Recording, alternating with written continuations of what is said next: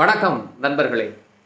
ஒரு நாட்டின் தலைவனுக்கு ஒரு முக்கியமான கூட்டத்தில் கிடைக்கக்கூடிய மதிப்பும் மரியாதையும் அங்கீகாரமும் அந்த நாட்டின் குடிமக்கள் உலகின் எந்த மூலைக்கு போனாலும் நீங்கள் இந்தியாவா ரொம்ப சூப்பருங்க அப்படின்னு சொல்லக்கூடிய ஒரு மதிப்பு வாய்ந்த ஒரு அங்கீகாரத்தை மோடி நமக்கு வாங்கி கொடுத்துருக்கிறாரு.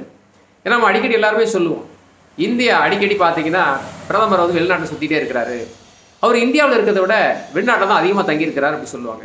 ஆனால் அவர் எல்லா நாடுகளிலும் சென்று அவர்களோடு பழகி மிகப்பெரிய சுமூகமான ஒரு உறவை வளர்த்திருக்கிறார். ஏன்னா கொரோனா டைமில் பார்த்தீங்கன்னா நிறைய நாடுகளுக்கு நம்ம மருந்து பொருள் அனுப்பிச்சோம்.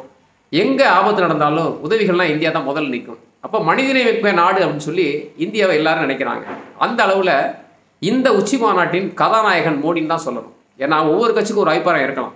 ஆனால் இந்தியாவின் பிரதமருக்கு உலக அளவில் ஒரு அங்கீகாரம் கிடைச்சிருக்கு. அவர் செய்த செயல் பார்த்தீங்கன்னா 6 பால்ல 6 சிக்ஸர் அடித்த கதையாக இருக்குது. அதை பற்றி தான் பார்க்க போகிறோம்.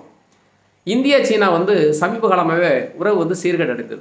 எல்லைப்புறம் நடந்த பிரச்சனை காரணமாக இரு நாட்டு வர்த்தகமும் பாதிக்கப்பட்டது, இரு நாட்டின் போக்குவரத்து துண்டிக்கப்பட்டது. ஸோ அந்த அளவில் வந்து ரொம்ப பின்தங்கிட்டாங்க. அது மட்டும் இல்லை, ஆப்ரேஷன் சிந்தூரில் கூட பார்த்தீங்கன்னா சீனா தான் நிறைய ஆயுதங்கள் பாகிஸ்தானுக்கு கொடுத்தாங்க. அந்த அளவுக்கு வந்து சீனா நம்முடைய எதிரியாகவே மாறிவிட்டு இருந்தது. அது மட்டும் இல்லை, 6 மாதத்துக்கு முன்னாடி நம்முடைய பாதுகாப்பு அமைச்சர் ராஜ்நாத் சிங் வந்து சீனாவுக்கு போனாங்க. SCO உச்சி மாநாட்டு பாதுகாப்புத்துறை அமைச்சர் மாநாட்டுக்கு. அதில் பார்த்தீங்கன்னா பகல்காம் தாக்குதல் கண்டித்து அறிக்கை விடணும்னு ராஜ்நாத் சிங் கேட்டாங்க. ஆனால் அவங்க மறுத்துட்டாங்க. அப்போ வந்து அவங்க சீனாவும் பாகிஸ்தான் ரொம்ப ஃப்ரெண்ட்ஸாக இருக்கிறாங்க. அதனால் அவர் கையெழுத்தே போடாமல் வந்துட்டார்.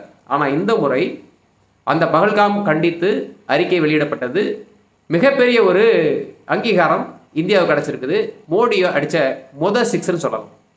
ரெண்டாவது பார்த்தீங்கன்னா, நம்ம ரஷ்யா கிட்ட கச்சா எண்ணெய் வாங்கக்கூடாது, அதனால தான் 50% வரி. ஸோ ரஷ்யா கூட நெருங்கக்கூடாதுன்னு சொன்னாங்க.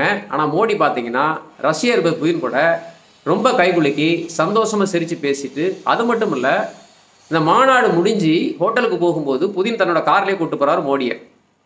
அதுவும் பார்த்தீங்கன்னா கார்லேருந்து இறங்காமல் 1 மணி நேரம் ஆலோசனை பண்ணுறாங்க. பொதுவாகவே 2 நாட்டு தலைவர்கள் அல்லது அதிபர்கள் பேசும்போது அந்த அரசியல் ஆலோசகர்கள் இருப்பாங்க, பாதுகாப்பு அதிகாரிகள் இருப்பாங்க, வெளியுறவுத்துறை அமைச்சர்கள் இருப்பாங்க, அந்த டிரான்சாக்ஷன் பண்ணக்கூடியவங்க மொழிபெயர்ப்பாளர் இருப்பாங்க. யாருமே இல்லாமல் 2 பேரும் தனியாக 1 மணி நேரம் என்ன பேசுகிறாங்கன்றது மோடிக்கு மிகப்பெரிய பதட்டத்தை கொடுத்துருக்காரு. யாருக்கு? ட்ரம்ப்புக்கு வந்து மோடி மிகப்பெரிய ஒரு பதட்டத்தை ஏற்படுத்தியிருக்காரு, ஒரு ப்ரெஷரை கொடுத்துருக்காரு. இது வந்து ரஷ்யா கூட இந்தியா ஆழமான நட்பில் இருக்கிறது, நீங்கள் என்ன நினச்சாலும் நாங்கள் ரஷ்யாட்ட தான் வாங்குவோம்னு சொல்லக்கூடிய மோடி வந்து அடித்த 2வது சிக்ஸர். அடுத்ததாக பார்த்தீங்கன்னா சீனாவுக்கு இந்திய பிரதமர் போக மாட்டான்னு சொன்னாங்க. கிட்டத்தட்ட 7 வருஷம் கழிச்சு போயிருக்காரு. அது மட்டும் இல்லை, சீனாவோட ஒரு சமாதானத்தை ஏற்படுத்தியிருக்கிறார். ஏன்னா இதன் மூலியமாக இந்தியாவின் எல்லைப்புற நாடுகள் பாகிஸ்தான், ஸ்ரீலங்கா, வங்கதேசம், நேபாளம், மாலத்தீவுல எல்லாம் இப்போதைக்கு சீனா வந்து அடக்கி வசிப்பாங்க. ஏன்னா அவங்க நம்பர் 1 எதிரி அமெரிக்காவை எதிர்க்கிறாங்க. அதுக்கு இப்போது நம்பர் 4 இருக்கக்கூடிய பொருளாதார வலிமை மிக்க இந்தியா வந்து தேவைப்படுது. ஸோ தற்காலிகமாக இந்தியா கூட சமாதானமாக போகிறதுனால எல்லைப்புறங்களில் நமக்கு ஒரு பிரச்சனை இருக்காது. ஸோ ஒரு ஆழமான சமாதான உடன்பாடு மூலிமா மோடி அடித்த 3வது சிக்ஸர். 4வது பார்த்தீங்கன்னா, இந்த மாநாட்டிலே மிக அசிங்கப்பட்ட ஒரு நபர்னு பார்த்தீங்கன்னா பாகிஸ்தான் பிரதமர் ஷபாஸ் ஷெரீப். அவர் வந்து பார்த்தீங்கன்னா ரஷ்ய அதிபர் புதினும் மோடியும் நடந்துட்டு வரும்போது அவர் நெஞ்சில் கை வச்சு வணக்கம் சொல்கிறாரு. ஆனால் அது புதின் கண்டுக்காமல் கடந்து போகிறார். இதுதான் இன்றைக்கி வைரலாக எல்லா இடத்துலையும் பகிரப்பட்டிருக்கு. அது மட்டும் இல்லாமல் ஜின்பிங்கும் அவ்வளோ கண்டுக்கலை. ஏன்னா இந்தியா வந்து இப்போ சங்கடப்படுவாங்க அப்படின்னு சொல்லி அந்த இதை ஓரம் கட்டிட்டாங்க. ஸோ பாகிஸ்தான் அசிங்கப்பட்ட இடத்துல வந்து பார்த்தீங்கன்னா மோடி அடித்த 4வது சிக்ஸர்.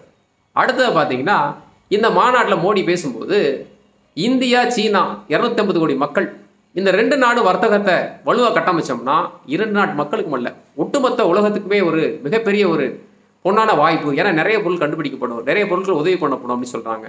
ஸோ அடுத்தது என்ன சொன்னாங்கன்னா, இந்தியா வந்து தீவிரவாதத்தை ரொம்ப காலமாக அது வந்து சப்திச்சுக்கிட்டு வருது, இதனால் இந்தியாவுடைய வளர்ச்சி பாதிக்கப்படுது, இந்திய இளைஞர்கள் பாதிக்கப்படுறாங்க அப்படின்னு சொல்லி பாகிஸ்தானில் ஒரு குட்டு வச்சு பேசியிருக்காரு. ஸோ மோடியோட வலுவான ஆணித்தரமான பேச்சு மோடி அடித்த பார்த்தீங்கன்னா 5வது சிக்ஸர். அடுத்ததாக பார்த்தீங்கன்னா கடைசியாக சீனாவில் வந்து நம்ம இந்தியாவில் யூஸ் பண்ணுற மாதிரி ஃபேஸ்புக்கு, ட்விட்டர்லாம் கிடையாது, அதெல்லாம் தடை பண்ணிட்டாங்க. அவங்க நாட்டில் வந்து வெய்போன்ற ஒரு சமூக வலைத்தளம் தான் இருக்குது. அந்த வலைத்தளத்தில் அதிகமாக பகிரப்பட்ட படங்கள் எதுன்னு கேட்டிங்கன்னா மோடி, புதின், ஜிங்பி இருக்கக்கூடிய புகைப்படங்கள் தான்.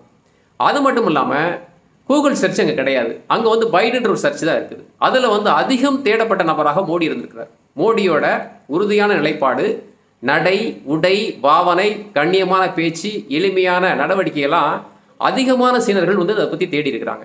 ஸோ உலக அரங்கில் இன்னைக்கு மோடியை தான் அதிகமாக பேசப்படுற நபராக இருக்கார். ட்ரம்பை வந்து பார்த்தீங்கன்னா கேலிக்காகவும் கிண்டாலுக்காகவும் கோமாளின்னு சொல்லி தான் எல்லாருமே தேடுவாங்க. ஆனால் ஒரு உறுதியான தலைவர், மனிதநேயமிக்க தலைவர், ஒரு புகழ்பெற்ற தலைவர் சொல்லி மோடி எல்லாருமே இன்னைக்கு உலக அரங்கில் சமூக வலைதளங்களில் கொண்டாடுறாங்க. இது வந்து மோடி சத்தமேல் அடித்த 6வது சிக்ஸர்.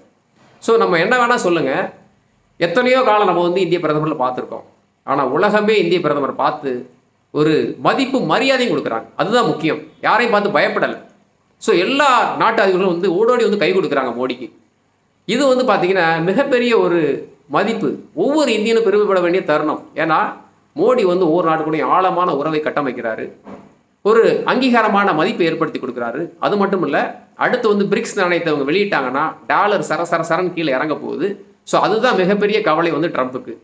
ஸோ ட்ரம்ப்புக்கு எதிராக மோடி அடித்த எல்லா சிக்ஸரும் பார்த்தீங்கன்னா வயிற்றில் புளியை கரைச்சிருக்கோம். இனிமேல் அடுத்தடுத்து அவங்க வேறு விதமான நடவடிக்கைகள் இறங்குவாங்க. ஆனால் இன்றைக்கு மோடி உலகம் கொண்டாடக்கூடிய ஒரு புகழ்பெற்ற தலைவராக மாறிட்டு இருக்காருன்னு தான் நிதர்சனம். அடுத்த பதிவில் சந்திக்கலாம். நன்றி.